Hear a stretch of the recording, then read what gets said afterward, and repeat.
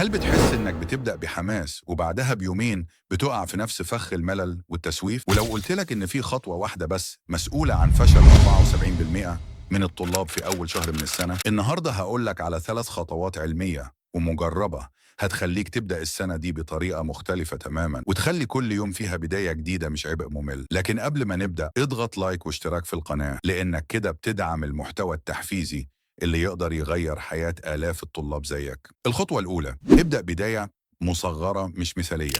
المشكلة إن أغلب الطلاب بيبدأوا السنة بخطط ضخمة، جداول مكتوبة ومذكرات مرتبة وكأنهم داخلين معركة مش دراسة. لكن الدراسات أثبتت إن الدماغ البشري بيقاوم التغيير المفاجئ، وعلشان كده أول ما الحماس يقل بتحصل انتكاسة. الحل، ابدأ بعادات مصغرة زي إن تحضر أول محاضرة وتكتب فيها ملحوظتين بس، تذاكر 10 دقايق مش ساعة، تنظف مكتبك من فوضى السنة اللي فاتت في 5 دقايق. دراسة من جامعة ستانفورد بتقول إن بناء العادات الصغيرة بيخلي الاستمرارية أعلى بنسبة 80% مقارنة بالتخطيط الكبير دفعة واحدة. خد أول خطوة بسيطة حتى لو كانت تافهة، لأنها هي اللي بتفتح الباب لخطوات تانية. بس خليك معايا، لأن الخطوة التانية هي السر الحقيقي اللي بيفرق بين الطالب العادي واللي فعلا بيكسر الدنيا في دراسته. الخطوة التانية، اربط مذاكرتك بهدف شخصي قوي. هل عمرك سألت نفسك ليه أنا بذاكر أصلا؟ مش علشان الدرجات ولا علشان رضا الناس. الطلبة اللي بيبدأوا بقوة ويكملوا للنهاية هم اللي عندهم دافع داخلي مش خارج. في دراسة من جامعة ييل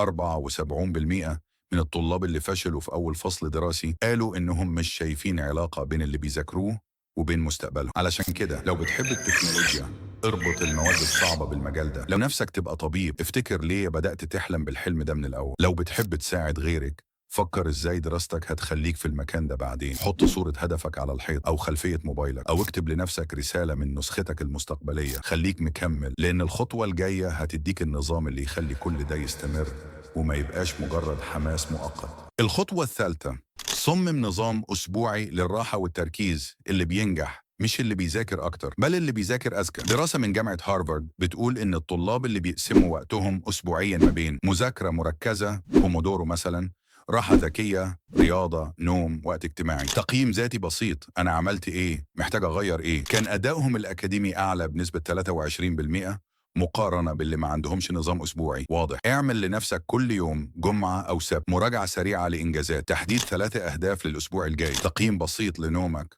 طاقتك وعلاقاتك. ما تخليش الأيام تسرق، خليك أنت اللي بتقودها.